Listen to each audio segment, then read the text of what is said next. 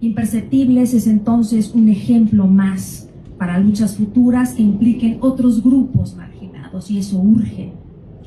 En este texto, en esta historia en particular, se alumbra de manera fehaciente tanto la opresión múltiple, que es esta opresión que se ha hablado desde hace varias décadas, de género, de raza, de etnia, de clase, como el continuum de violencia patriarcal de hombres blancos a otros hombres blancos que subyugan a mujeres blancas, y estas mujeres blancas a su vez a otras mujeres, y así ad infinitum. Lo pregunto una y otra vez en diferentes charlas. ¿Qué mujeres son dignas de aparecer en la historia con letras de oro?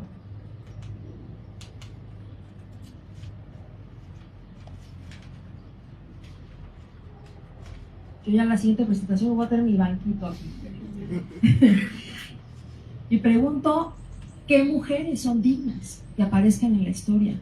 Y seguramente nos vienen un montón de nombres, ¿no? Y por supuesto, Frida Kahlo, por supuesto, y Mary Wollstonecraft, y Virginia Woolf, y Marie Curie, y Hermila Galindo, y Margarita Chorné, y así se hace una lista interminable que se alarga día a día, que son millares. Y yo les digo, no es suficiente mencionar ni divulgar sus aportaciones a la sociedad si se hace desde el punto de vista de una cultura hegemónica blanca, además. En general, por una forma de hacer historia patriarcal llena de héroes, de individuos que logran y crean sin contexto. La historia, las historias las entretejemos todas, unas y otros y otras, sí. Las mujeres, incluyendo a las anónimas, somos parte del entramado social donde nacen ideas, actos, movimientos de manera colectiva para que unas mujeres hagan. Hay apoyos invaluables de otras mujeres en muchos ámbitos. Las trabajadoras del hogar han estado y están presentes en los mapas de reforma. Inicios coyunturales, años 80, efervescencia política, crisis económica, encuentros feministas, ese feminismo además de la diferencia, en el país, en Latinoamérica, mujeres en las Naciones Unidas, movimientos de mujeres trabajadoras, feministas en las universidades, pautas temporales que el libro retoma pertinentemente. Marcelina Bautista se ha desenvuelto en un contexto histórico que la ha guiado de una u otra manera a encontrar compañeras de lucha, aliados, no solo en México, sino en territorio internacional. En un momento donde el feminismo se ha postulado con nuevas esporas y semillas, con agendas diversas, incluidas luchas políticas que han prometido cambios, sismos. Eso me cimbró, y además debo confesar que cuando estaba leyendo esa parte, que ya llegarán ahí, fue el sacudidón horrendo que tuvimos cortesía Epicentro en la ciudad, muy duro, y fue una cosa espantosa recordar además, irme a ese momento, sismos, el del 85, que es esa línea de no retorno para ella, como esa línea de no retorno que fue para muchas mujeres que además empezaron a organizarse también para ayudar con el dolor de la trágica e injusta muerte de las costureras. Y por supuesto que recordamos el documental de No les pedimos un viaje a la luna, que retumbe en imagen, que impacte la denuncia de cualquier muro, este documental dirigido por la cineasta Mari Carmen de Lara. Quintero nos lleva al pensamiento de Bautista, y abro comillas. En esta ocasión nosotras decidiríamos cómo llamarnos, cómo deseábamos que la gente se refiriera a nuestra labor, cómo visibilizarnos en la historia, cómo aparecer en las leyes, cómo recobrar la dignidad que nunca nos habían reconocido, cómo existir, cierro comillas. El párrafo anterior es vital, porque coincide, y voy a aventurarme, con sentires que nos han recorrido a otras mujeres en distintas épocas y sociedades. Recuerdos. Loreto, a quien quiero y admiro, fue vendida a los 10 años al hombre que pudo comprarla en el Estado de México, eran los años 50. La niña escapó una madrugada después de ser violada. Con la ayuda de una tía llegó a esta capital. La patrona, esa palabra, le cambió el nombre. Loreto fue llamada desde la sala con el nombre de Marcela. Nunca cortó sus trenzas a pesar de que le increpaban, que le hacían parecer más india de lo que era. Soy india, soy prieta, bien prieta, me decía. Murió india con sus trenzas grises ya. De ninguna manera le doy voz, ella habla desde un más allá que no sé bien dónde es todavía. Maltratos de todas clases, abusos laborales, de derechos humanos, concernientes a las heridas psicológicas, corporales y más, no es exclusivo de las trabajadoras del hogar y sí es fundamental enunciarlo. Este libro abre las puertas a esa denuncia, no son problemas aislados, son parte del rompecabezas siniestro, patriarcado, capitalismo. Las posibilidades son tantas.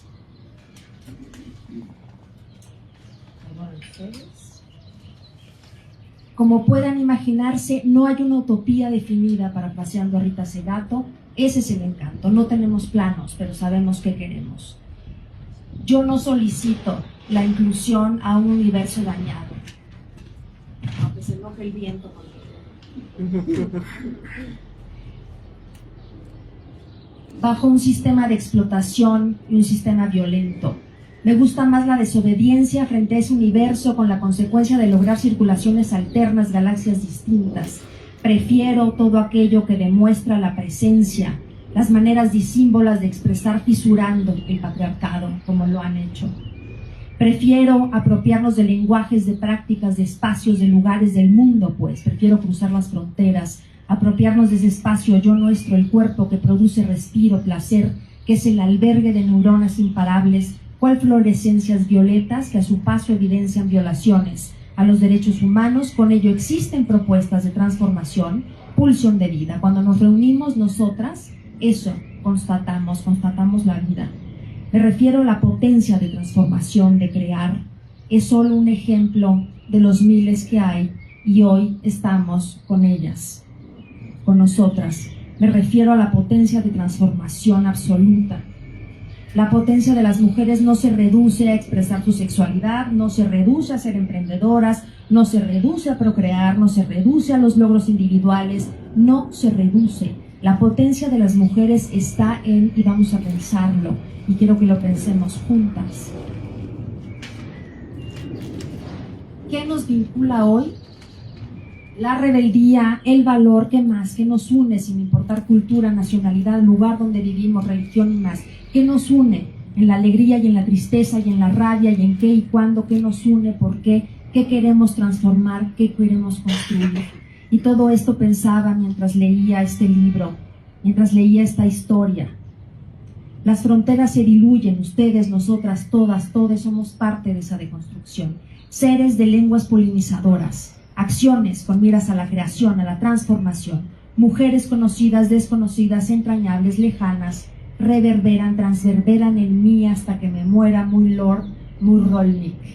El mundo es también para nosotras. Mujeres con lazos diversos, rizomas, así con A, rizomas violetas en femenino, la transformación colectiva, una capacidad urgente, vital. Marcelina Bautista lleva dentro voces de otras mujeres llevamos las de ella. Va con sus compañeras, vamos con las amigas. Quintero describió una escena de Marcelina Bautista con su abuela. Me sujetó por los hombros, me giró hacia ella y me miró fijamente. Acuérdate bien lo que te digo. Nunca dejes que nadie te falte el respeto, por más que te quiera. El amor solo puede provocar dolor en el corazón, pero jamás en el cuerpo. Afidamento, sororidad. Retomo las palabras de Marcelina Bautista, según el libro. Esta victoria es para decirles que no se cansen y que no nos cansemos. Y yo cierro agradeciendo y recordando que se va a caer.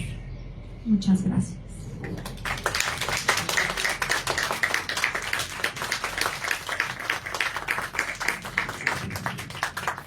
Muchas gracias, Valeria, por esta muy vívida narrativa del volumen que estamos hoy comentando.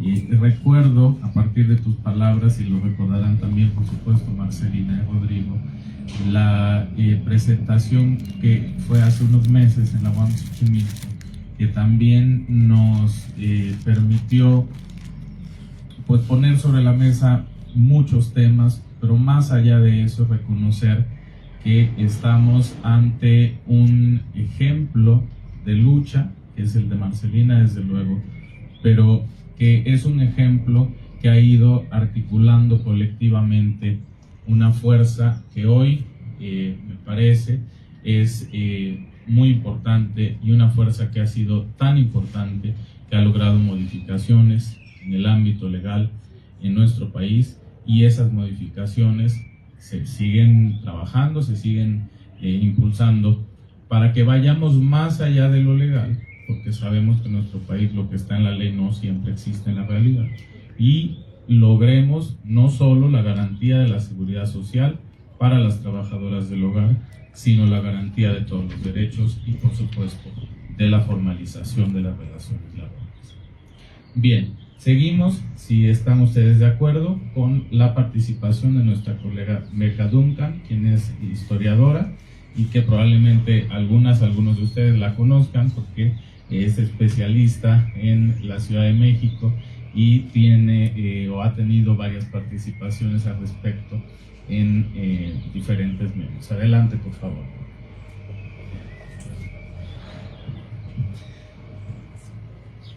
Muchas gracias por la invitación. Me da un enorme gusto y un honor estar aquí, pues hablando de la vida y lucha de Marcelina Bautista.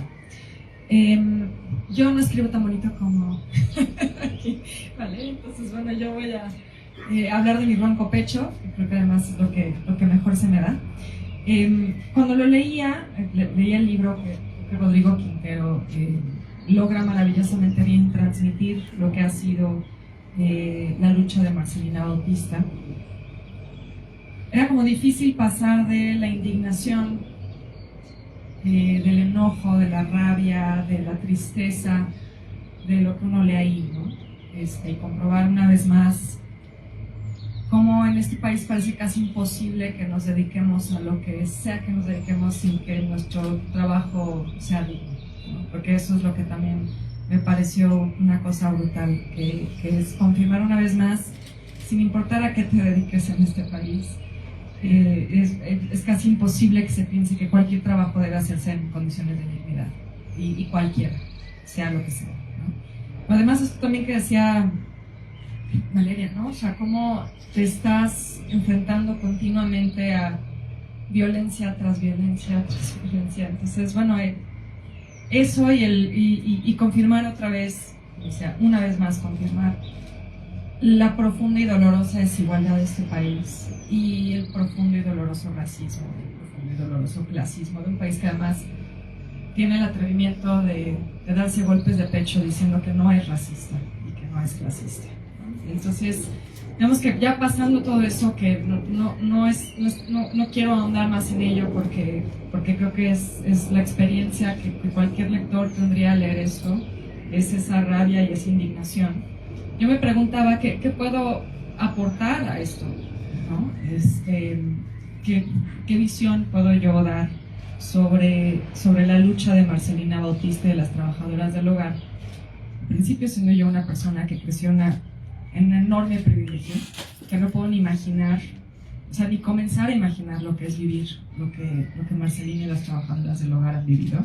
Entonces, ¿qué puedo venir a decirle yo a Marcelina, ¿no? O sea, finalmente, insisto, desde mi privilegio de clase, mi privilegio de mujer blanca, no hay mucho que yo le pueda decir a Marcelina, ni me atrevería a hacerlo. Pero entonces yo me puse a pensar, bueno, yo soy historiadora del arte, ¿no? Entonces yo de lo que les puedo hablar son dos temas que sí conozco, son de la escritura de la historia y de la representación. Y entonces me puse como a reflexionar mucho de lo que implica el que Rodrigo haya escrito este libro, desde esas dos perspectivas, ¿no? Y entonces recordaba algo que seguramente voy a parafrasear muy mal, que escribió el historiador Humbert, que la ausencia de evidencia no es evidencia de ausencia. Es decir, No porque un historiador no encuentre información sobre un tema, un personaje, significa que ese personaje no existió. Y eso es un poco lo que me pasaba, y en ese sentido me parece muy atinado también el título de Imperceptibles, ¿no? Porque muchas veces eso sucede. Muchos historiadores, y también hay que decir que la historia se ha escrito desde un sistema patriarcal, nos dicen es que eso no pasó o eso no existió, ¿no? Esas personas no estuvieron, no son sujetos históricos, no se pueden estudiar, ¿no? Y eso va para las mujeres, va para las personas racializadas y va desde luego para las trabajadoras del hogar, ¿no? Y el que no tengamos los registros históricos para decir que esas personas existieron, que hicieron cosas y que su huella está en la historia de nuestro país, no significa que no existieron. Estuvieron ahí. Y por eso es tan importante que se hagan este tipo de esfuerzos. Por nombrarlas, por darles visibilidad, por presentar su historia y por escribir historias como esta, no historia con H mayúscula, sino historias de personas de carne y hueso, con vidas reales, con circunstancias reales y con logros reales. No estos personajes que vemos, ¿no?, de la historia de todos. Y eso entonces en un principio me pareció que era algo muy importante de este libro y que se haya escrito y que se haya publicado. Es escribir la historia de esas personas que han sido borradas, que han sido ignoradas, que han sido imperceptibles, como les decía, como bien titulado el libro. Entonces pensaba también las implicaciones que eso tiene, ¿no?, lo poderosa que es en ese sentido la escritura de la historia. Y pensaba al leer este libro y al reflexionar sobre él en un performance de una artista contemporánea española que se llama María Jimeno. Y este performance se llama Queridas Viejas. Entonces lo que hace María Jimeno es que toma un libro que es así como un libro básico, referencia obligada de la historia del arte, que es de Ernst Gombrich, que se llama La historia del arte. Y es un libro que todo el mundo lee primer semestre de la carrera de Historia del Arte, incluso a veces lo dan en las prepas, porque es el libro que mejor explica de la prehistoria al siglo XX, termina por ahí de la década de los años 50, lo que es el arte o lo que ha sido el arte a través de la historia. Y de pronto María Jimeno se da cuenta que no hay una sola mujer mencionada en ese libro, ni una sola. Y además, aún cuando se va hasta la prehistoria, Gombrich, un austriaco que escribe en Inglaterra, pues se centra en la historia del arte hecha por hombres blancos. O sea, es una historia del arte de hombres blancos, europeos. Y entonces lo que hace María Jimeno en su performance, siento que es un poco lo que hace este libro. Toma un cuchillo y empieza a cortar el libro y a abrirlo y empieza a insertar páginas de todas esas mujeres que a Gombrich se le olvidó mencionar. Entonces lo que nos dice es, esas mujeres no es que no hayan existido, siempre estuvieron ahí. El sistema escogió no hablar de ellas, escogió borrarlas, escogió invisibilizarlas, pero ahí están. Entonces de alguna manera al leer esto pensaba en eso, ¿no? Podemos hacer el símil. El sismo del 85, la crisis, todos los momentos históricos que aparecen mencionados aquí atraviesan también a las trabajadoras del hogar. Pero nunca contamos la historia incluyéndolas a ellas, ¿no? Porque nuestro sistema escoge borrarlas de esa historia. Entonces pareciera como que aquí lo que hace Rodrigo es el mismo ejercicio que hace en su performance María Jimeno, es abrir el libro de la historia, cortarlo, destazarlo e ir metiendo esas páginas que faltaban, que nadie estaba viendo. Entonces ahí también retomo otro momento como muy importante para la historia del arte, que es 1971, Linda Nochlin lanza la pregunta: ¿por qué no han habido grandes mujeres artistas? Y entonces la conclusión es que sí ha habido mujeres artistas, pero no ha habido grandes mujeres artistas porque la historia del arte, de nuevo, ha escogido no contar sus historias. O peor aún, porque el sistema artístico no les permitió ser grandes mujeres artistas. Que eso es un poco lo que señala Nochlin, ¿no? Que dice, no es que no haya habido mujeres pintoras, no es que no haya habido mujeres fotógrafas, escultoras, las hubo. No fueron grandes porque no podían estudiar en las academias, porque no podían tener sus propios talleres, porque los mecenas no las contrataban. Y entonces, claro, no se escribieron tantos libros sobre ellas, no vamos a encontrar sus obras en los museos. No es que no pintaran, no es que no hicieran obra, ¿no? Es que hay un sistema que constantemente las oprimió y no les permitió ser grandes mujeres artistas. Y entonces retomo todo eso, les echo todo mi chorro de historia del arte, porque ahí es donde entra el tema de la representación. Ahí es donde entra la importancia de nombrar, de contar estas historias, porque la representación importa. Es decir, podemos quizás seguir yendo por la vida pensando que pues, no pasa nada si hay libros de historia del arte y hay museos que no tienen cuadros de mujeres. Pero entonces, ¿qué sucede? Y retomo a María Jimeno. Ella cuando cuenta por qué empezó a hacer este performance, decía, es que yo iba al Museo del Prado desde niña y no había cuadros de mujeres. Y entonces yo entendí que las mujeres no pueden ser artistas, ¿no? O sea, que lo natural, lo normal, era que las mujeres no fueran artistas. Y ya muchos años después empieza a darse cuenta que sí, que eso sí es una posibilidad para ella. Pero se da cuenta precisamente a raíz de ver los ejemplos, ¿no? Entonces, esa es la importancia de la representación, de contar estas historias, de dejar testimonios de ellas. Es que la representación es lo que lo hace real. Es lo que hace que nos demos cuenta que eso sí existió. Y por eso hay que escribir estas historias y por eso hay que contarlas. Porque entonces se vuelven un ejemplo a seguir. Se vuelven una realidad. Y eso es algo que me pareció muy interesante de leer este libro, es pues precisamente darnos cuenta, ¿no?, que realmente estas personas no son imperceptibles o no deben por qué ser imperceptibles. Como ninguna otra persona debe ser imperceptible, ignorada, borrada, invisibilizada.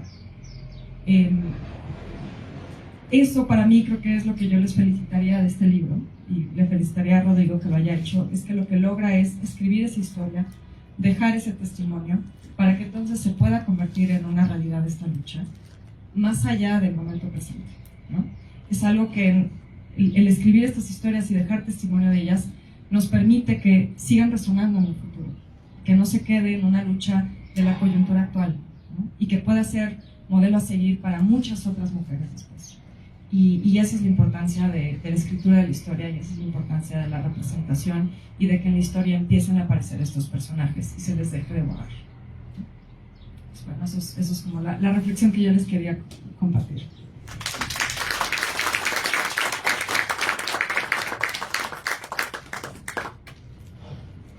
Bueno, muchas gracias, Beca, por esa reflexión que nos das, que sin duda nos remite, o a mí me remite, en el trabajo que hemos venido haciendo nosotros desde hace algunos años, a las discusiones que han dado mis colegas respecto del tema de la defensa de los derechos de las trabajadoras del hogar, como el reconocimiento de una deuda de justicia. Y esta puntualización que nos hace sobre la necesidad de la representación, creo que nos lleva a ese concepto que, insisto, han usado mis colegas desde hace algunos años: reconocer esa deuda de justicia que tenemos con todas las mujeres que son trabajadoras del hogar en nuestro país, que son casi la totalidad de las personas que trabajan en el hogar. Eso lo sabemos, tenemos una certeza, y por lo tanto tendríamos que estar trabajando para resolver esa deuda de justicia. Enseguida, entonces, damos la palabra a la diputada federal Amalia García, relacionado con lo que decía Beca respecto de la presencia de las mujeres. Creo que el caso de la diputada que fue gobernadora del estado de Zacatecas fue la quinta gobernadora que hubo en este país. Sin embargo, fue la tercera que fue electa apenas en el año 2000. Es decir, estamos hablando de 2 décadas, bueno, 23 años, 2 décadas y un pedacito. Y apenas hace 2 décadas tuvimos la tercera mujer electa como gobernadora en una entidad federativa de 32 que hay en nuestro país. Adelante, por favor. Muchas gracias. Un tantito. Yo tengo un sentimiento muy muy extraño, una mezcla de sentimientos más bien, porque cuando leí este libro, lo que me hizo sentir y lo que me provocó fue una enorme alegría. Alegría por la batalla de Marcelina. Además, una batalla exitosa, que continúa, que le falta todavía tramos importantísimos, pero que ha dado resultados. Y al mismo tiempo, una sensación de mucho dolor por lo que ha afrontado y lo que ella relata. Yo recordaba, viendo el título de Imperceptibles, una frase de Alaí Fopa, una gran mujer escritora, feminista guatemalteca, que vino a nuestro país en los años 70 y fue una de las fundadoras de FEM junto con Marta Lamas, una formidable revista que para el feminismo es un referente. Alaí Fopa decía que las mujeres veníamos del continente del silencio, porque como aquí bien se decía, no estaban nuestras voces. Parecía que veníamos del continente del silencio, no se oía nuestra voz. Estamos presentes, cargamos el mundo sobre nuestros hombros y sin embargo, imperceptibles, invisibles, del continente del silencio. ¿Qué es lo que esto representa? Representa efectivamente una manera de ver el mundo y de ver a la humanidad. Creo que la forma en que Rodrigo relata esto que Marcelina le fue contando, su historia, su vida, sus batallas, le da voz y la saca de ese continente del silencio. Pero en general las mujeres hemos sido invisibilizadas. Hay una poesía de Rosario Castellanos, la recorté aunque tengo sus libros, pero el otro día la vi y dije me la voy a traer cuando leí el libro, y se llama Materia que arde. En su poema, este poema de Rosario Castellanos, que por cierto hay que decir, cuando ella nació en Chiapas, en lugar de fiesta, en su familia hubo una especie de luto. Y a ella le contaron, a esta gran escritora, Rosario Castellanos, que su padre había estado muy triste porque había nacido una niña y no un niño. Y entonces ella cargó con ese dolor toda su vida, porque no le dio al padre el hijo que quería, sino a una niña, a una mujer. Y entonces en este poema, ¿qué es lo que dice Rosario Castellanos? Dice, pero señor, es obvio, porque alguien, cuando yo era pequeña, dijo que la gente como yo no existe, porque su cuerpo no proyecta sombra, porque no arroja peso en la balanza, porque su nombre es de los que se olvidan. Y entonces, pero no es tan sencillo. Escribo porque yo, es decir, Rosario Castellanos, yo diría Marcelina, un día adolescente me incliné ante un espejo y no había nadie, efectivamente, pero esto fue lo que provocó a Rosario Castellanos decir, no proyecto sombra, no hay nadie, tengo que ser. Se dan cuenta, dice Rosario Castellanos, el vacío, y junto a mí los otros chorreaban importancia.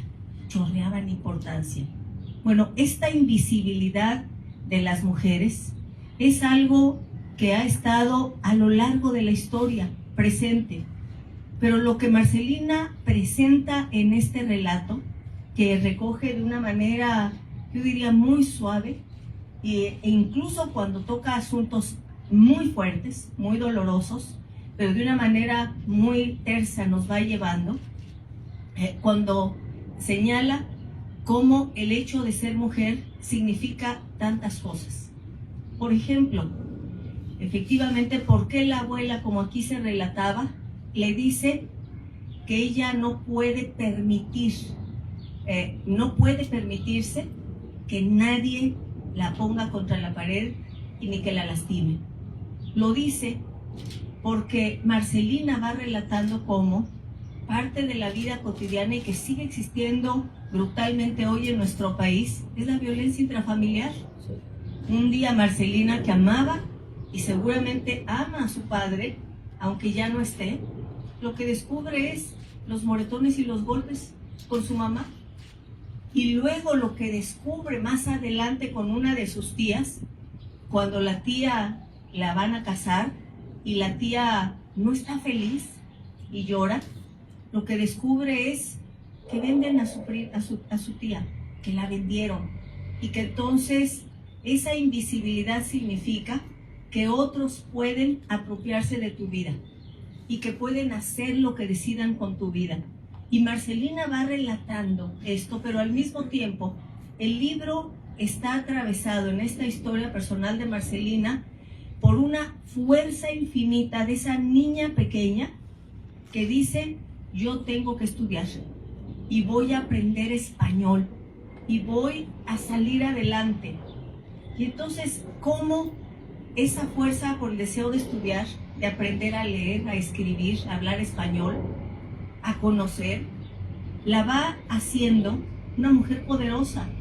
Primero, una niña que sale de su comunidad y que viene hacia la Ciudad de México con uno de sus hermanos, pero inmediatamente esa invisibilidad, esa subordinación de género que hemos relatado y visto y señalado tanto, sobre todo ahora de manera tan visible en el mundo y en nuestro país, se cruza con otra condición, ya no solo la de género, está cruzada, como lo veíamos, con los usos y costumbres, con la discriminación y el uso de las mujeres y que no tienen dominio sobre su vida a la hora en que se les vende. Pero llega a la ciudad y lo que encuentra es otro tipo de adversidad, ya no solo la de género, sino la de clase, porque ella va relatando los espacios privados en los que vivió trabajando, pero había una discriminación, y existe esa discriminación por parte de otras mujeres, las mujeres que tenían otro tipo de medios económicos, que entonces a la discriminación de género se le suma la discriminación racial y la discriminación de clase.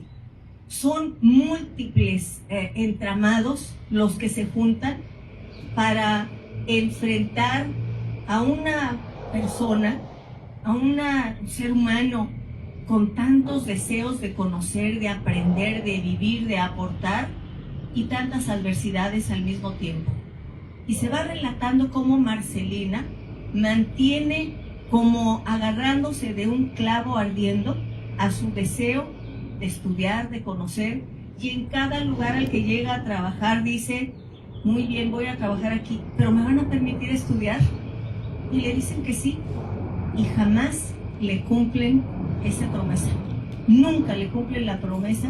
Ella tiene que sacar tiempo del escasísimo tiempo que le queda, porque ella lo que va viendo es que su trabajo es fundamental y apoya a otras mujeres para que salgan adelante, cuidando a los niños, haciendo de comer, aseando, lavando, haciendo lo que hoy, afortunadamente cada vez más decimos, es el mundo del trabajo en el hogar, ese trabajo, no solamente las mujeres, sino ese trabajo que había sido invisibilizado y que se creía que no era trabajo.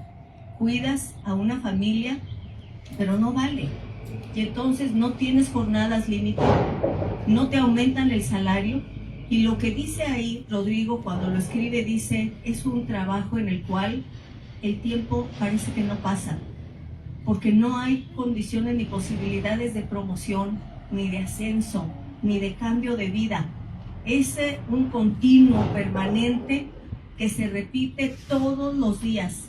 Un día lavas, planchas, cuidas, tiendes, y al día siguiente vuelves a empezar nuevamente y vuelves a hacer de comer y vuelves a cuidar y vuelves a trabajar. ¿Qué es lo que a Marcelina Bautista le permitió salir adelante?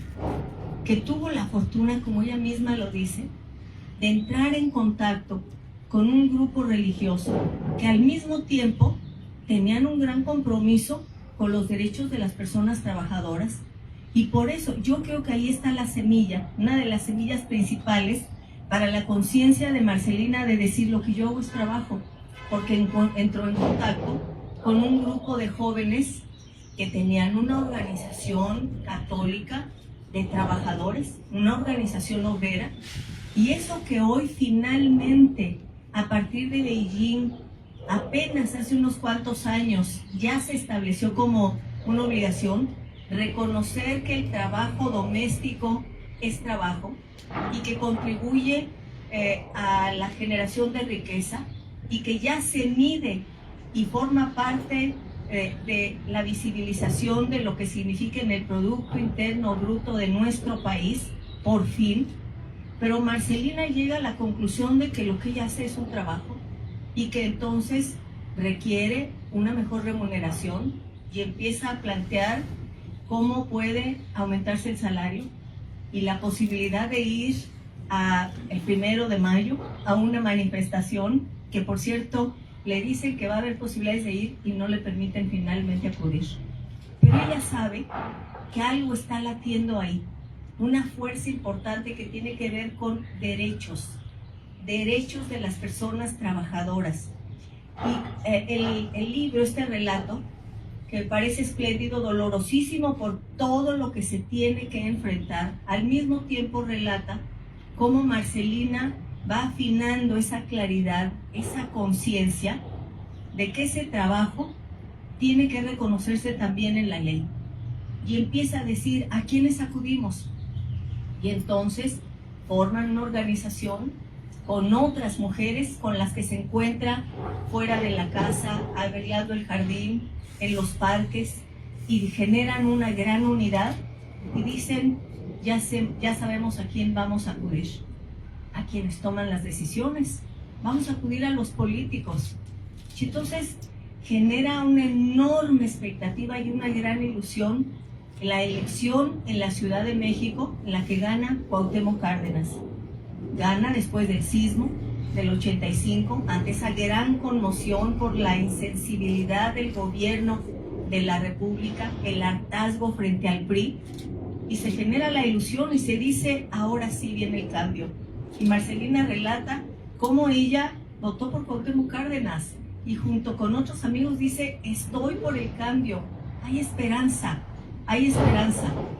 Y llegan a la Asamblea de Representantes, como se llamaba entonces el Congreso de la ciudad, llegan a la Asamblea a hablar con un diputado y una diputada, no dice de qué partido, pero lo que sí relata es cómo a la hora en que empieza a plantear que debe reconocerse en la legislación los derechos laborales de las trabajadoras del hogar, empieza a haber una resistencia.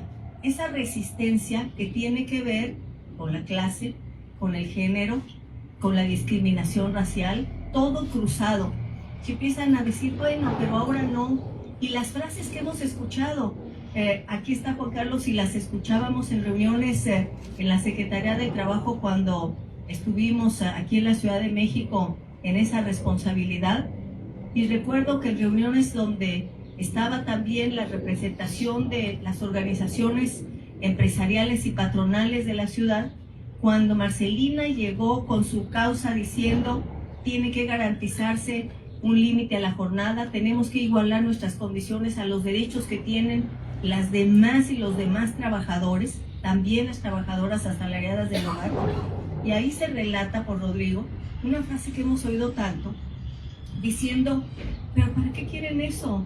Si son como de nuestra familia, si las tratamos tan bien, han vivido con nosotros tanto tiempo, como si los derechos, incluso el derecho a tener su propia familia, porque una trabajadora asalariada del hogar no tiene posibilidades y condiciones de cuidar a sus propios hijos, porque está cuidando a los hijos de otra persona.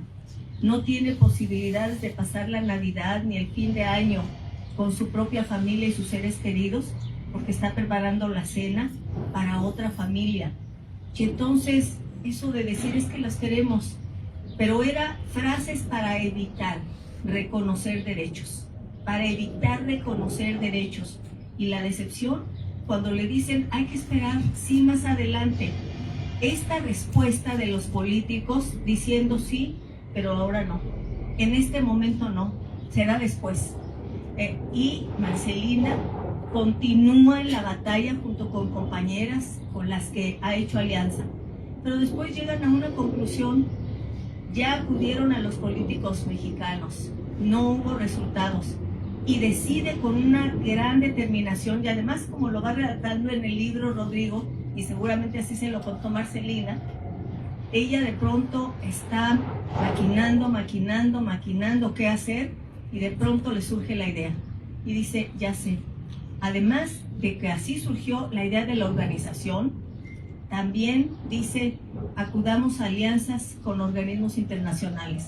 Y entonces deciden acudir con los organismos de Naciones Unidas, con la OIT, para tener alianzas. Hay una enorme inteligencia ahí de decir, no podemos estar solas, necesitamos aliados, necesitamos alianzas, necesitamos ir más allá.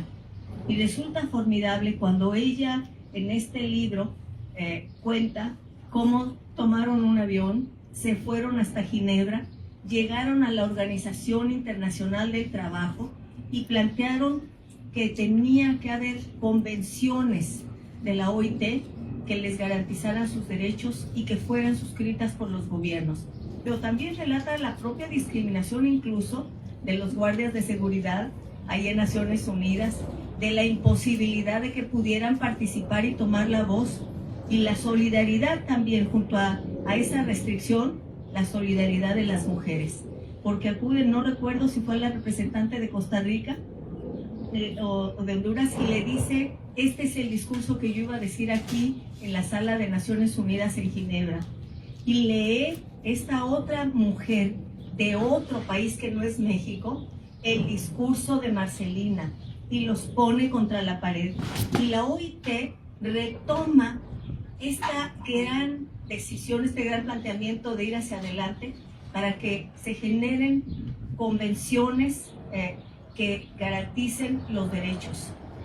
Yo no deseo extenderme demasiado porque seguramente Marcelina nos va a relatar mucho de este libro, de cómo se hizo, de la batalla que ha dado, pero lo que puedo decir es que cuando la conocimos, cuando yo la conocí, lo que encontré fue, como también en el libro se dice, y creo que es Alejandra Hass en la introducción que lo dice, nunca vi yo sola a Marcelina, siempre estaba rodeada, y aquí vemos a varias de las compañeras y su familia, siempre estaba rodeada por alguien. Entonces, cuando la conocimos, la decisión de Marcelina fue, vamos a formar un sindicato. Queremos formar un sindicato y tenemos derecho porque es la forma de defendernos. ¿Y a quién acudir? Bueno, la Junta de Conciliación y Arbitraje del Gobierno de la República solo reconocía sindicatos que tuvieran una presencia nacional. Y entonces Marcelina y las demás compañías entran en contacto con trabajadoras asalariadas del hogar de distintas entidades y dicen, ya está, existimos en varios estados, y van a la Junta de Conciliación y Arbitraje, dan la batalla, presentan un avance en su organización para que se les tome nota. Hay que decirlo, la Secretaría de Trabajo y Previsión Social del Gobierno de la República estaban indignados.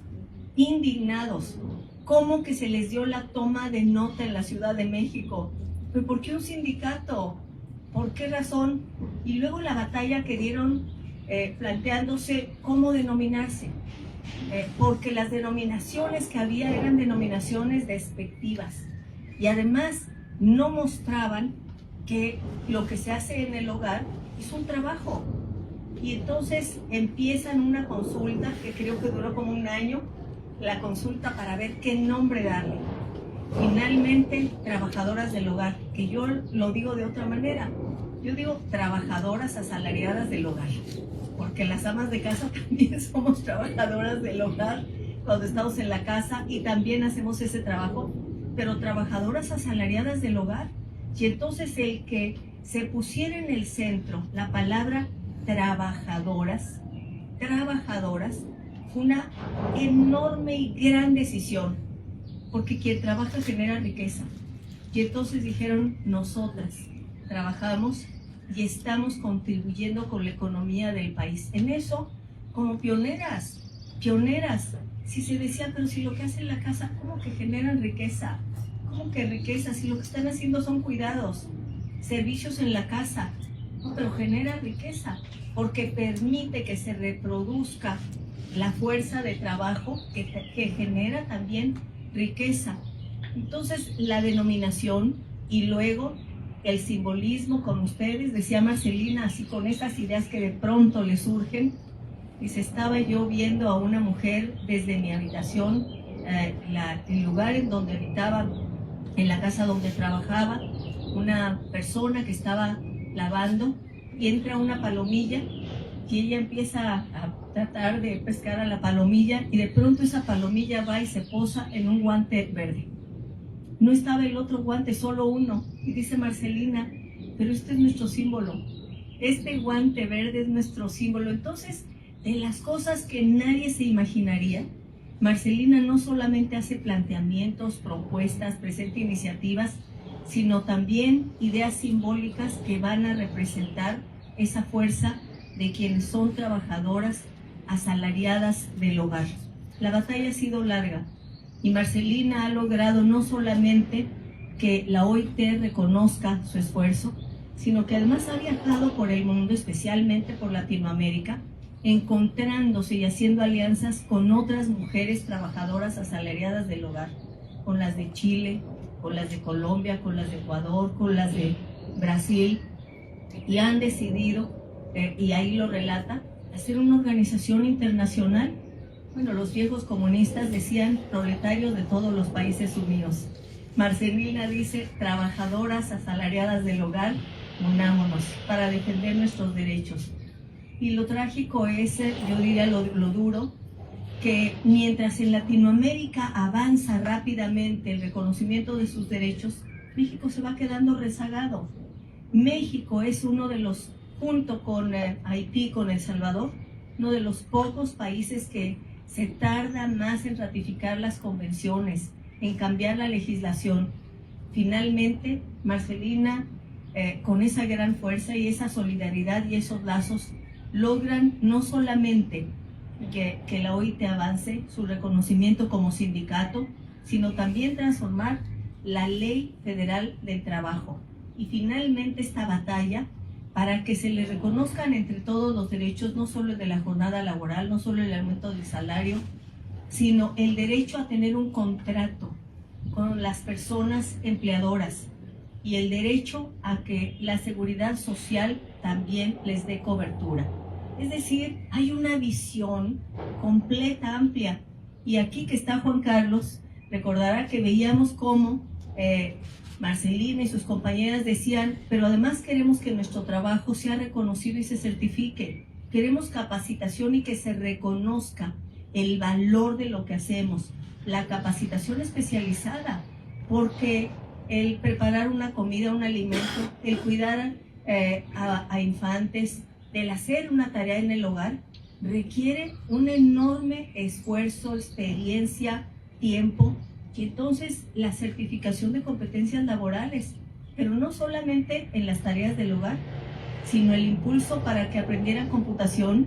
Recuerdo haber estado ahí en los talleres en donde estaban aprendiendo computación y diciendo, esto es lo que hacemos y queremos que se certifique, pero queremos ir más allá. En ese impulso, Marcelina, de decir, quiero estudiar, y diciéndolo en plural, queremos estudiar, queremos cambiar nuestra vida, tenemos derecho a aspirar a esa movilidad que nos dé otras condiciones. Finalmente, en este avance extraordinario que se ha hecho, ahora se ha logrado que también la seguridad social esté, pero se cumple muy poco.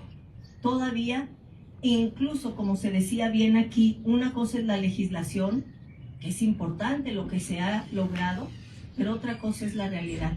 La lucha sigue, la batalla sigue, y por eso la presencia de Marcelina es tan importante, porque esto seguramente, como Marcelina, que ustedes la conocen bien, sabe que esto no se detiene.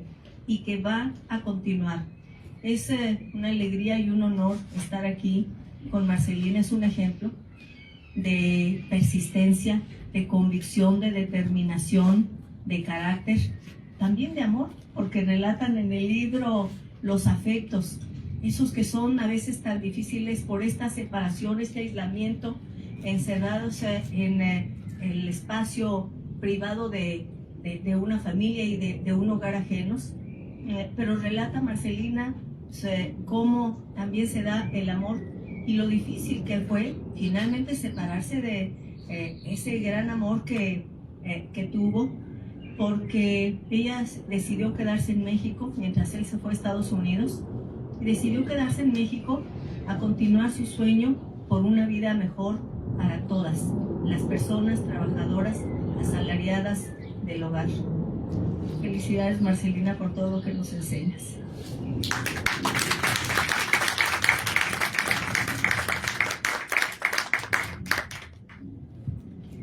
Muchas gracias, diputada, por este relato, esta síntesis respecto a la trayectoria de Marcelina, y a mí me gustaría añadir que esa trayectoria ejemplar ha marcado una ruta que hoy están siguiendo, por ejemplo, los colectivos de personas repartidoras de las aplicaciones digitales que están en este momento en el mismo punto del que partió Marcelina hace algunas décadas ya. Entonces ella ya les puso el ejemplo, ya les dejó esa trayectoria, y yo creo que los pasos a seguir pues los ha ido estableciendo Marcelina en todos estos años, y las personas repartidoras desde luego allí tienen pues el mapa, ¿no?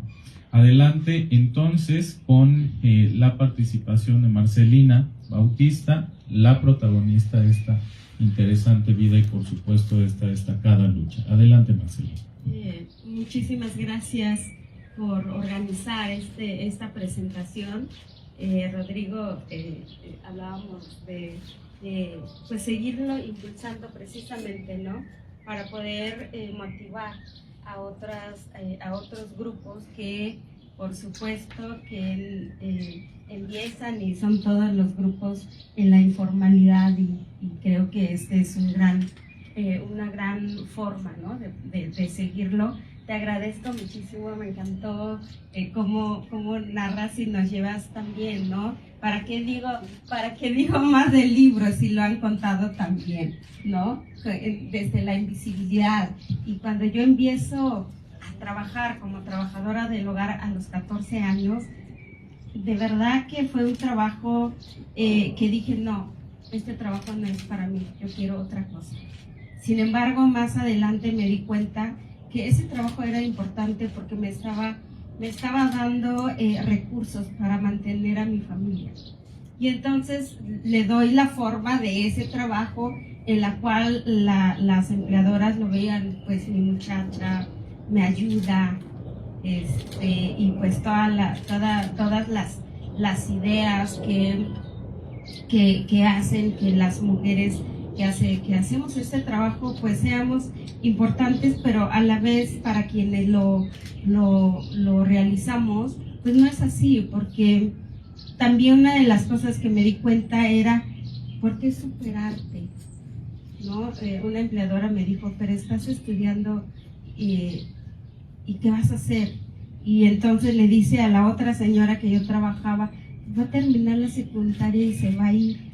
Entonces veía como lo difícil que era de una persona que la tienes ahí y que no le estás cumpliendo o no estás gastando más que un miserable salario, ¿no? Y entonces, y de ahí yo empecé a cuestionarme también y no seguir ahí, a pesar de que no me pensaba a los 14 años estar aquí hablando de haber logrado las leyes para que miles de trabajadoras del hogar puedan contar con ello, ¿no? Esta parte invisible, esta parte en donde con las mismas mujeres no podíamos tener pues este diálogo, porque la clase nos separaba, la discriminación nos separaba, y pues y claro que cuando yo empiezo también a decir falta esto, falta el otro, pero pues yo ni sé Y entonces me invitan a tomar cursos de derechos laborales, estudio la Constitución y me doy cuenta que nosotros estábamos en un apartado especial en la Ley Federal del Trabajo, y entonces pues, vuelves a pensar cómo empezar de algo que está tan discriminado desde el marco normativo también, ¿no? Entonces todo estaba en contra de lo que yo quería o pensaba hacer, pero algo que la diputada, por supuesto, me encanta que ella lo narra tan desde lo que ella sabe del trabajo que ha hecho, porque cuando empiezan las mujeres feministas a llegar en estos espacios, a varias les costó. A varias les costó decir, sí, vamos a cambiar la ley, por supuesto. Era decir, ¿por qué vamos a cambiar la ley si nosotras estamos aquí más de 8 horas y ustedes van a irse de nuestras casas y quién lo va a cuidar, ¿no? O los hombres, ¿por qué voy a cambiar la ley? Mi mujer me va a matar, ¿no? Si le doy todas las condiciones a las trabajadoras. Y entonces en contracorriente trabajar mucho, y entonces cuando yo formo parte de la Secretaría de la Confederación Latinoamericana y del Caribe de Trabajadoras del Hogar, que también en 1988 yo viajo por primera vez a Colombia y era así como, me voy a subir al avión, se va a caer, y pensaba mil cosas, pero yo quería ir, ¿no? Y entonces eso también como enfrentarnos o enfrentarme a algo que yo no, que me daba miedo, pero yo tenía que hacer. Y ahora digo, ¿quién lo hubiera hecho? Y entonces llego a Colombia, conozco a muchas organizaciones de trabajadoras del hogar de Sudamérica, y que la mayoría llevaban muchísimos años de sindicatos y eran líderes, pues ya señoras mayores, y que también en ese momento yo pensé, llevan muchos años y no han logrado nada, no voy a lograr nada en México. Entonces, como esta desilusiones, pero que también al mismo tiempo se vuelve esperanza, me da la oportunidad de avanzar. Y cuando yo participo en la OIT y los grandes sindicatos no me dan como mucha oportunidad de participar como vocera y con voto en favor de las trabajadoras del hogar, porque el CASE es una ONG, ¿no? Y entonces no me quería sentar en el lugar de las organizaciones civiles, y entonces la OIT, los movimientos sindicales a nivel internacional sí me dan ese espacio, y la UNT aquí en México, y que gracias a esta organización sindical yo tengo una participación activa y puedo hablar, ¿no?, a nombre de los trabajadores. Pero cuando yo llego en la representación de CONACTRAO en la OIT, pues todo el mundo se entera que yo soy la representante de América Latina de una confederación. Entonces también empiezas a ver como, a ver, un momento, ¿no? Ella es Marcelina, representa a todo el movimiento de trabajadoras del hogar, entonces pues vamos a ver, y teníamos que aprender todas las trabajadoras del hogar a incidir a todas las personas que ahí estaban, porque había un problema, ¿no?, de el considerar al trabajo, una de las prestaciones como el especie, ¿no? Querían pagarle un kilo de frijoles, ¿no?, o un kilo de tal. ¿Por qué? O sea, queremos nuestros derechos, y había que ir con cada uno de los que tomaban las decisiones. Y entonces fue un gran aprendizaje para nosotras, y regreso a México y digo, no, nosotras tenemos que tener voz y tenemos que formar parte del tripartismo, y creamos un sindicato. Y pues era secretaria del trabajo la diputada Amalia, y de verdad que fue quien nos dijo adelante, y íbamos por todos lados con el sindicato y queríamos toma de nota, una toma de nota que duró, que tardó 6 meses. Tenemos un video que se llama Fregamos y lo logramos. Y entonces era lo que yo hacía por todos lados, era ir acá, ir allá y decir queremos toma de nota, y pues no le quedó otra mancera que decir sí les van a dar toma de nota. Y entonces creo que esta insistencia y esta fuerza y la verdad, y yo lo confieso, y no porque Amalia está aquí, sino Patricia Mercado, Malú Micher, muchas otras mujeres feministas que llegaron a partir de 2018 en estos distintos espacios y pues reconocieron y sintieron la lucha, y yo de repente decía, pues yo creo que me está compadeciendo y tiene que sumarse a esta lucha. Entonces, la verdad, cuando nosotras logramos nuestra toma de nota y el reconocimiento del sindicato y nos sentamos en la sala de la conciliación y arbitraje, fue un éxito, ¿no? Donde Amalia nos acompaña y nosotras decíamos, tiene que ir con nosotras porque usted luchó con nosotras, ¿no? Entonces, creo que estas cosas de sumar a las personas no era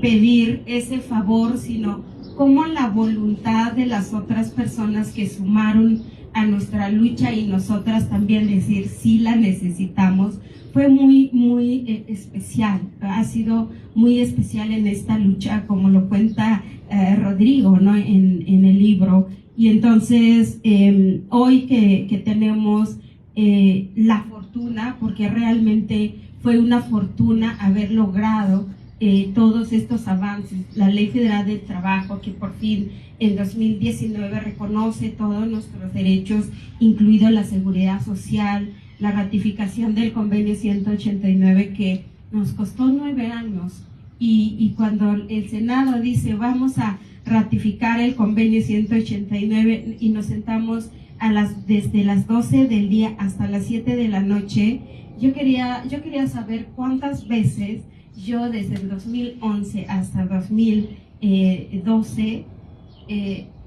hablaba del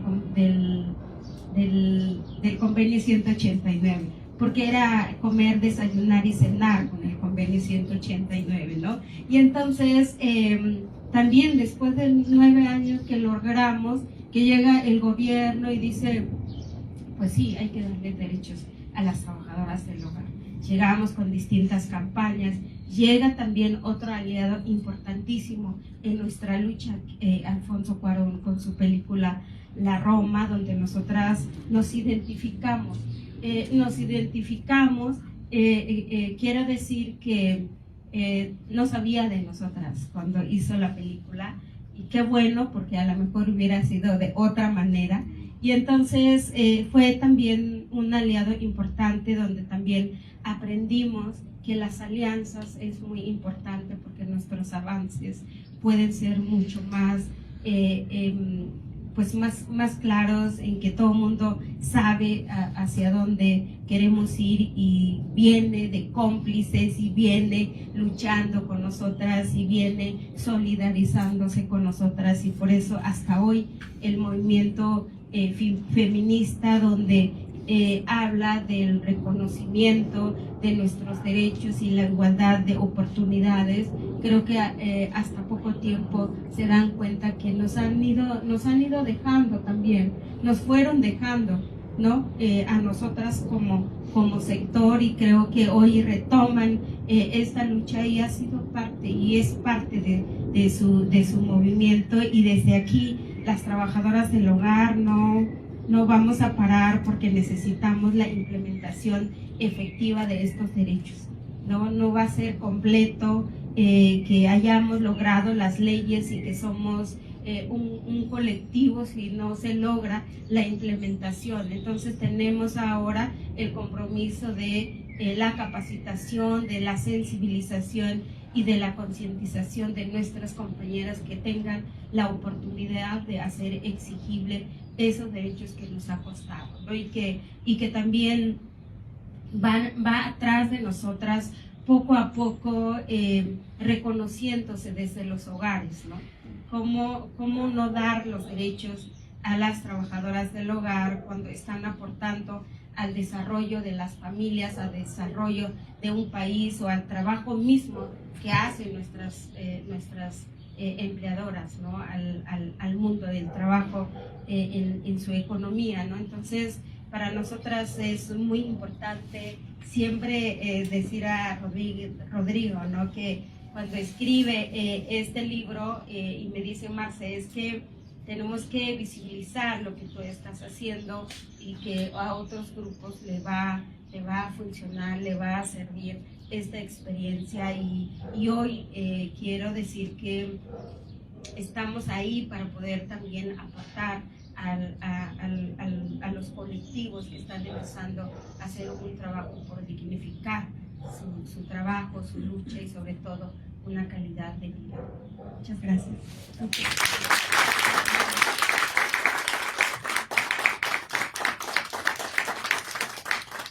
Muchas gracias, Marcelina, por tus palabras. Vamos a cerrar esta mesa con la participación de Rodrigo Quintero, quien es el autor de este volumen. Decía yo hace un momento, ya hemos escuchado, afortunadamente creo, muchas opiniones en torno del volumen, pero yo creo que es una buena forma de concluir este conversatorio con pues la valoración propia del autor. Adelante, por favor. Muchas gracias. Pues bueno, gracias a todas las presentes, muchísimas gracias por sus palabras, de verdad me siento muy halagado y pues está muy halagador como siempre compartir espacio tanto con ustedes como con mi querida Marce. Pues miren, no sé de dónde surge como esta emoción de querer crear obras con aspecto vinculadas al activismo. Yo creo que tiene que ver porque, por ejemplo, yo siempre, bueno, no siempre, pero en mi etapa universitaria me uní a los colectivos universitarios de activismo LGBT. En la universidad que yo estudié, pues era una universidad de legionarios y entonces no se permitía ninguna representación sobre la diversidad sexual. Entonces, la verdad es que les admiré mucho. En ese entonces yo estaba estudiando en Monterrey y admiré mucho como el trabajo de estos colectivos. En Monterrey además es una situación pues un poco más cerrada que en la Ciudad de México y la verdad es que le batallaron muchísimo. Yo creo que de ahí surge esa como admiración, porque yo nunca fui activista tal cual, nunca he tenido un carácter tan fuerte como para enfrentarme a tanta discriminación y tanto, vaya, sí lo he vivido evidentemente como persona gay, pero nunca tuve ese carácter de activista, ¿no? Entonces siempre hay algo de los activistas que admiro muchísimo y que pues quisiera que me contagiaran, ¿no? En algún momento, pero lo único que pude hacer en ese momento fue recopilar las historias de estos activistas LGBT en Nuevo León y escribir un libro al respecto que se llama La Ruta del Arcoíris en la Sultana. Entonces ahí empezó digamos, como esta parte que me encantó de poder transmitir lo que muchos de los colectivos en el país estaban viviendo. Después de eso escribí sobre los colectivos de migrantes que ya estaban viviendo aquí en Nuevo León, que no pudieron pasar a Estados Unidos o que los regresaron. Ese fue el segundo libro. Y cuando llega a mis manos un artículo precisamente que hablaba de Marcelina y de la lucha de las trabajadoras del hogar, dije, es que esto se tiene que reflejar en algún lado, ¿no? Entonces, lo que comentaban, por ejemplo, de la historia, ¿no? Cómo se escribe con mayúscula o no, me llamó mucho la atención. Ahorita lo estaba conectando porque justamente fue un batallar incluso para sacar la novela, ¿no? Por eso es que la Universidad Iberoamericana retoma este texto, porque pues digamos grandes editoriales no les interesó y definitivamente, así como Marce, uno de los digamos desde la teología de la liberación, es una de las partes educativas no formales que retoma para este gran trabajo, pues evidentemente los jesuitas tenían que interesarles esto, ¿no? Entonces creo que eso es una parte muy importante de quienes nos abrieron las puertas para poder reflejar esta historia cuando pues muchas veces se cierran, ¿no? También estaba pensando La realización del libro pues fue por medio evidentemente de darle seguimiento a toda la historia de Marcelina que nos fuimos juntando. Bueno, yo la iba persiguiendo, la verdad. Entonces, porque Marce estaba siempre ocupadísima y pues con temas de juntas y ahí, pues ahí estaba. En ese momento yo también estaba estudiando la maestría en Derechos Humanos y había muchos temas que conectaba al respecto, ¿no? Entonces siempre fui un gran amante de la historia de América Latina y justamente quise involucrar todos estos temas en la misma historia, en la historia de Marce, y ver cómo esta lucha, además de ser de Marce, es una lucha de mujeres, es una lucha colectiva de las trabajadoras. En ese sentido, pues fuimos juntando los testimonios. Definitivamente hay un, por ejemplo, que quiero decir algo, bueno, igual va a quedar grabado. Hubo una persona hace poquito que me dijo, por supuesto que no voy a leer eso que escribiste, ¿no? Y una persona muy cercana. Y me quedé pensando, bueno, no sabes que tú eres protagonista ¿no? de la novela, en el sentido de que muchos de los personajes, sobre todo de empleadores, yo los retomo de lo que escuchaba, ¿no? De todos los actos de discriminación que había en torno a las trabajadoras del hogar, que también vivieron en mi casa, que también estuvieron en casa de mis tías, que también estuvieron en casa de familiares y amigos, ¿no? Y de las conversaciones que yo escuchaba al respecto, y ahí fuimos complementando esto de una parte de Marcelina como trabajadora y yo desde el otro lado, ¿no? Como una persona evidentemente con privilegios en ese sentido. Entonces, pues ahí se fue completando y se fue haciendo una mancuerna muy interesante sobre lo que hablaban unas personas, se trataban otras, cómo es que se trata desde el activismo, cómo fue el crecimiento de ella, y también quise involucrar a las historias de mujeres de América Latina, ¿no? Marcelina tiene un encuentro con mujeres latinoamericanas y yo estaba pensando cuando estaba realizando la línea histórica, dije, ella está viajando en los años 80, en los años de la transición democrática de varios países. ¿Qué es lo que estaba pasando en ese momento, no? O sea, entonces ahí retomo, por ejemplo, historias de una mujer afrodescendiente en medio del conflicto armado de Colombia, las mujeres de pueblos originarios durante la dictadura, también las de Guatemala, ¿no? En el caso del genocidio, y todas estas historias que no nada más nos hablan de las violencias y la discriminación que sufren per se en sus lugares de trabajo, sino del contexto que se estaba viviendo. En ese sentido, en ese contexto, también retomo esta parte de la emoción por muchos de los colectivos y activismos de los años 80 y 90 tras digamos, el regreso a las democracias, y lo trato de reflejar precisamente con lo que estaba pasando en la Ciudad de México con la llegada de Cárdenas, esta nueva esperanza de que desde la izquierda se iban a poder lograr ciertas cosas que se estaban idealizando por parte de los colectivos, y que eso no iba a ser verdad en las nuevas democracias, y no iba a ser verdad tampoco aquí en México, ¿no? Porque el trabajo iba a ser arduo, iba a ser costoso, iba a ser de muchísima lucha, y no nada más era que llegaran personas que representaran ciertos ideales, sino que pues la misma sociedad civil transformara esto, ¿no? Entonces, así fue como fuimos, digamos, armando este rompecabezas que terminó siendo la novela, con una admiración increíble, además, porque llega en un momento en el que la globalización, evidentemente, terminaba con muchos de los derechos de los trabajadores y las trabajadoras a nivel, pues, evidentemente global, pero sobre todo en los países, pues, en vías de desarrollo, ¿no? Entonces, esto es una parte muy importante porque nos coloca justamente, Marcelina retoma una agenda de dignidad para los trabajadores que se había estado perdiendo. Se había perdido porque se empezó a sacar esto de la flexibilización laboral, del outsourcing, de todos estos tipos de conceptos, en donde se fueron perdiendo buena parte de las luchas de principios del siglo XX y finales del siglo XIX para los trabajadores.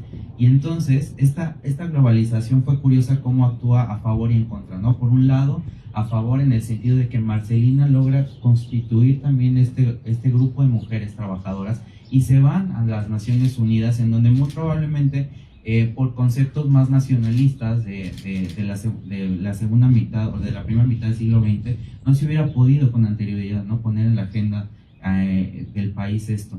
Pero por otro lado también llegan a la OIT cuando estos derechos ya estaban bastante debilitados, ¿no? Entonces es retomar la lucha por la dignidad de todos los trabajadores y las trabajadoras, no nada más de México, sino del mundo, ¿no? Cómo ha servido esta lucha también para que muchas otras compañeras de diferentes regiones, de Asia, de África, e incluso, porque hace poco lo hemos visto, hasta de los Estados Unidos, en donde están bastante atrasados también estos derechos, sea Marcelina y las trabajadoras del hogar en México un referente, ¿no?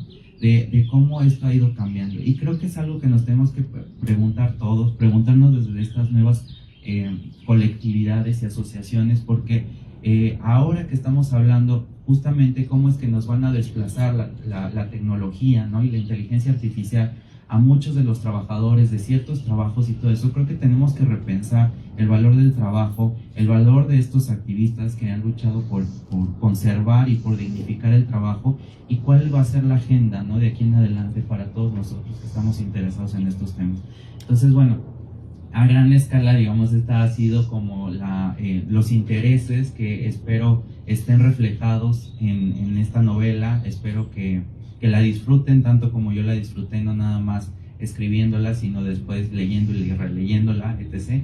Y pues justamente mi reconocimiento a Marce, a todas las compañeras que de verdad, Sofi, Nancy, Per, Carito, que andan por ahí, de verdad todo mi respeto, reconocimiento a su trabajo.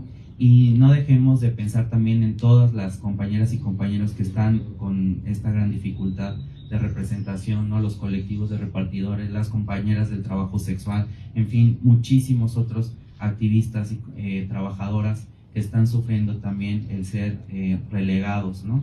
En nuestra sociedad. Pues muchísimas gracias y bueno, pues pasamos a preguntas o a ver qué. Gracias.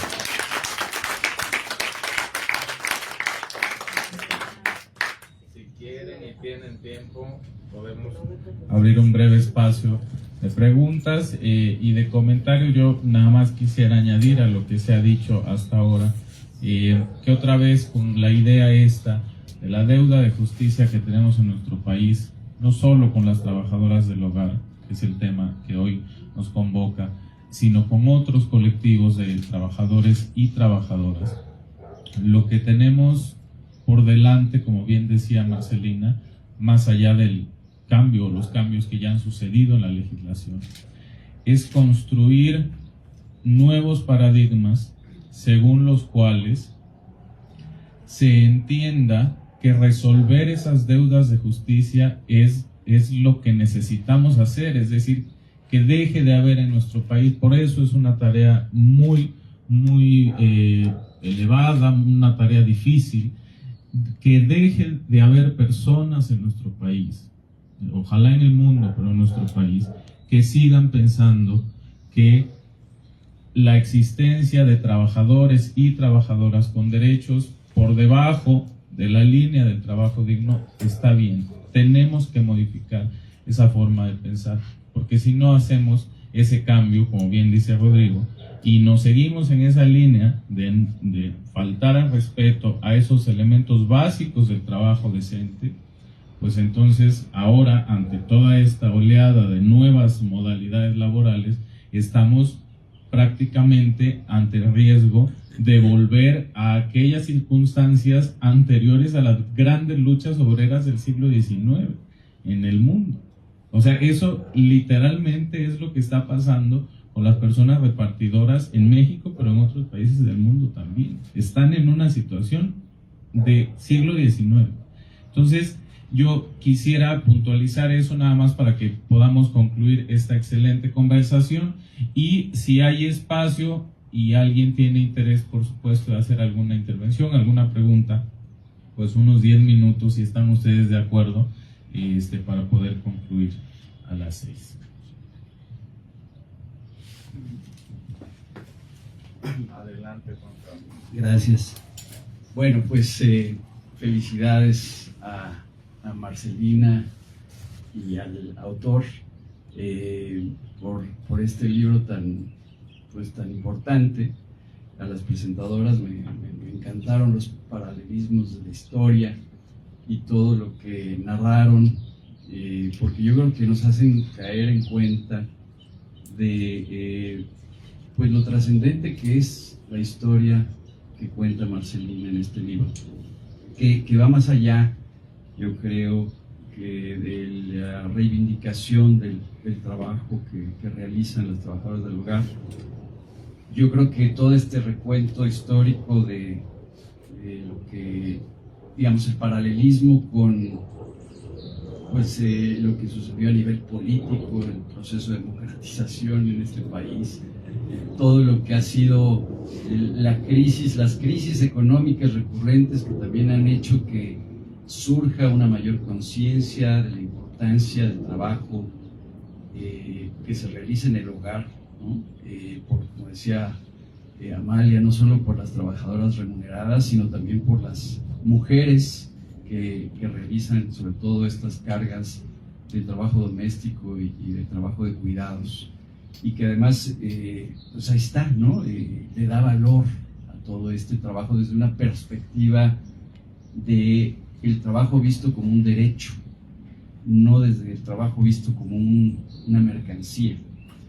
Entonces me parece que es muy trascendente el seguir poniendo esto, digamos, sobre la mesa desde la lógica de los trabajadores como sujetos de derechos, pero también, y aquí viene un poco más mi pregunta a ti, Marce, sobre todo, creo que también hay que hacer un trabajo, y yo supongo que este libro es parte de ese esfuerzo, por concientizar a los empleadores, no tanto como decían aquí, y decimos algunos, como los privilegiados, que tuvimos la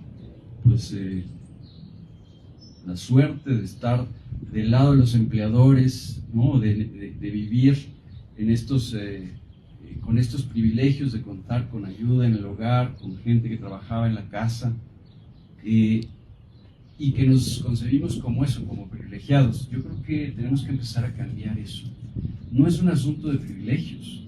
A mí me gusta esto de, por ejemplo, lo que se usaba y lo que se sigue usando para describir a las instituciones públicas en su obligación de ahora hacer pública la información gubernamental, ¿no? Con todo este proceso de transparencia y de rendición de cuentas, como sujetos obligados a cumplir con las leyes que hemos conquistado. Así debemos empezarnos a concebir los empleadores de trabajo en el hogar, ¿no? Y creo que en ese sentido la pregunta es, ¿qué crees que se debe hacer ahora que ya hubo cambios en la ley federal del trabajo, que ya pasamos del programa piloto del IMSS a una obligatoriedad para que se hagan realidad estos contratos con las trabajadoras del hogar? ¿Qué es lo que sugieres que podamos hacer para un poco intensificar la conciencia del lado de los empleadores, ¿no? Me interesaría saber tu punto de vista. Gracias.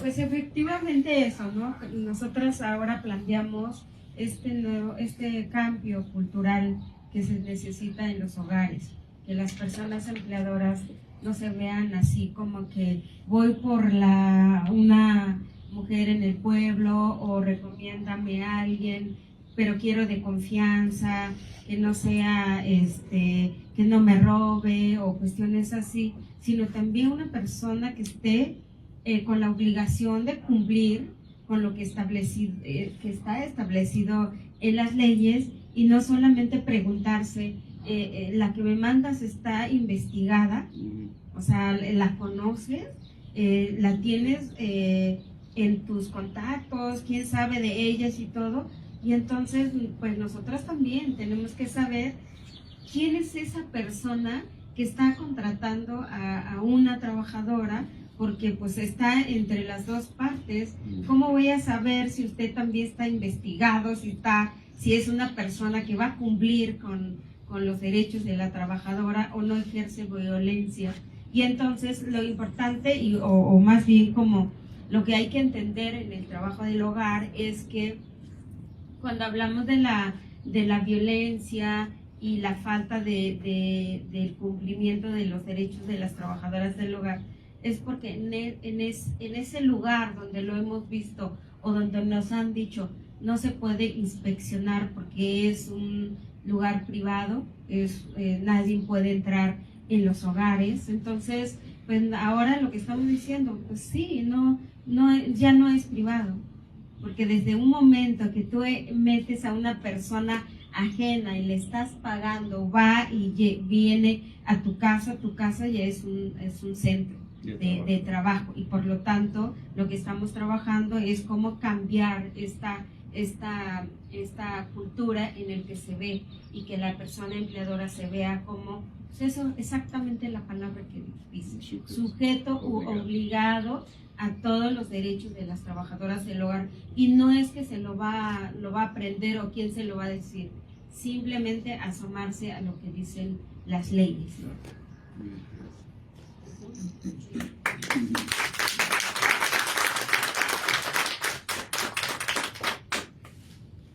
Bueno, muchas gracias. Gracias, Juan Carlos. Gracias, Marcelina, por tu explicación a la pregunta. No sé si hay alguna pregunta adicional, algún otro comentario.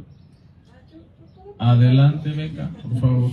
Ya sé que yo ya hablé, pero bueno, perdóname, ya me puedo ir como hilo de media, me pongo a hablar.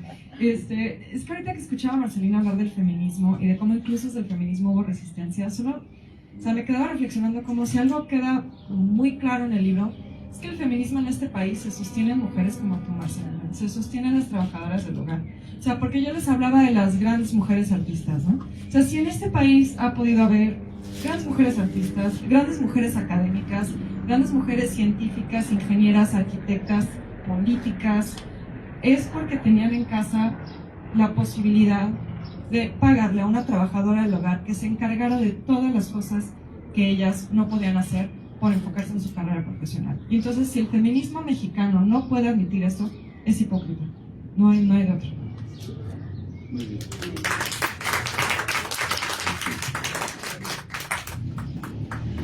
Muchas gracias, Rebeca. Pues sí, justamente es un poco lo que estábamos pensando, yo creo que todos aquí, respecto de esa discusión, pero también hay el sentido virtuoso que ya decía Marcelina, y lo comentaba también la diputada. Ese es uno solamente de los elementos que permite identificar el valor que agregan las trabajadoras del hogar a nuestra economía, pero también a nuestra sociedad, yo diría, ¿no? Hubo aliadas feministas, o sea, no se puede generalizar. Perdón, sí, sin duda, o sea, no podemos generalizar como si el feminismo mexicano no apoyó, o sea, que hay aliadas feministas que Marcelina, ¿no?, también las menciona en el libro, y hay todo un contexto histórico muy importante, pero sin duda se cuestiona, ¿no?, de una manera tremenda, decir, bueno, si no se está, o sea, ¿cómo es posible que no nos apoyen, ¿no?, desde este campo de lucha y tal? Eso es terrible, ¿no? Se tienen que ver las dos partes, ¿no?, sin duda. Me gustaría comentar, bueno, cuando estaba escribiendo la novela, me acordé mucho de un capítulo no sé si vieron una película que se llamó 12 años de esclavo, en donde, bueno, la parte que recuerdo es que uno de los hacendados blancos tenía un amante afrodescendiente en una, digamos, como una hacienda pequeñita, ¿no? Y esa amante tenía también esclavos, ¿no? Ella había sido esclava digamos, de la casa grande, y ahora podía vivir como una señora semi-independiente con esclavos, ¿no? Y le decía, bueno, pues de tener esto a nada, a ser esclava yo, pues prefiero esto. Entonces me estaba acordando mucho de esta película, y justamente cómo desde los otros activismos y desde los otros grupos en situación de vulnerabilidad, creo que nos debemos de ver siempre reflejados, ¿no?, en las agendas de las compañeras y los compañeros, ¿no?, de tantos temas que hay. Y algo que siempre, se lo digo a Marcel, se lo he reconocido hace poquito en el programa de radio, es que ella tuvo toda la oportunidad de poderse aprovechar de lo que ella sabía, de digamos, juntarse con abogados y estar muy cercanos a la Junta de Conciliación y Arbitraje, y sacar provecho desde el individualismo de la situación de las trabajadoras, ¿no? Y bueno, yo te arreglo esto, ¿no?, tú me pasas tanto porcentaje. Y no, o sea, decidió hacer todo lo contrario. Decidió pensar en una colectividad, decidió hacer colectividad, decidió transformar desde la base y desde las raíces de la discriminación la situación de este país. y creo que eso es algo sorprendente que no siempre se ve, ¿no? Sobre todo en nuestros contextos, y la verdad es que muy admirable, no quería dejar de mencionar. Gracias, Rodrigo. Adelante, por favor. Gracias. Yo agregaría esta reflexión, porque es una reflexión actual, de verdad muy, muy, muy importante, y las intervenciones que ha habido aquí han sido magníficas. Que hoy lo que nos estamos planteando, creo que buena parte del movimiento feminista, tal vez todas, es que tenemos que poner en el centro el derecho a los cuidados. Pero si vamos a poner en el centro el derecho a los cuidados, tenemos que darle todo el valor, todo lo que significa y lo que vale. Es tan importante y tan delicado el trabajo que hace un científico en el laboratorio como el cuidado de un niño, de una niña, de un adulto mayor. Lo que se hace en el hogar, tenemos que revalorar, visibilizarlo y revalorarlo. Y entonces ese trabajo, que es tan delicado, tiene que reconocerse también con un salario que reconozca esa importancia, ese valor. Y por otro lado, algo en lo que se ha dado la batalla permanentemente, y el movimiento feminista lo está haciendo, es que se reconozca de parte de las personas cuidadoras el derecho a nuestro tiempo propio, Y en lo que se ha dado la batalla por parte de Marcelina y de las compañeras del sindicato, en la batalla por la organización, ha sido el derecho al tiempo propio, porque lo que se relata en esto que está escrito por Rodrigo, yo decía de manera tan aparentemente tan suave, pero con temas tan fuertes, es que no hay tiempo propio. Estás en una casa y quieres salir y te dicen, pero échame la mano, porque fíjate que este sábado o este domingo yo tengo tal cuestión, te pido que te quedes con los niños, o te quedes con la abuela, o te quedes con fulano y tal. Entonces, el valorar, el revalorar y el reconocer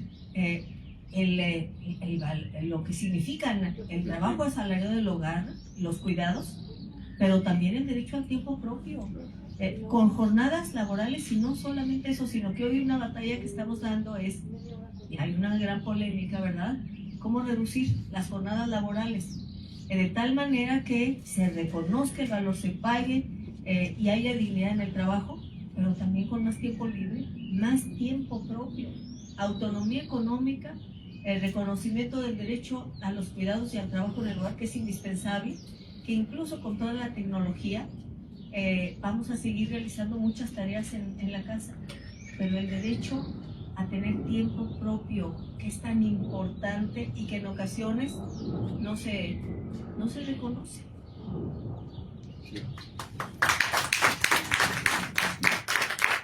Muchas gracias por esta última ronda de intervenciones. La verdad es que coincido plenamente con lo que se ha dicho, y quisiera rescatar, sin embargo, una idea que creo que es la enseñanza transversal que nos ha dejado y que nos ha venido dando en todos estos años Marcelina desde su liderazgo, y es que las soluciones a los problemas de falta de garantía de los derechos en nuestro país siempre pasan por el trabajo en colectivo, siempre pasan por el reconocimiento de situaciones de injusticia que son colectivas, y por lo tanto por pensar en soluciones que también son colectivas y que también son en bola, como decimos nosotros aquí en nuestra organización.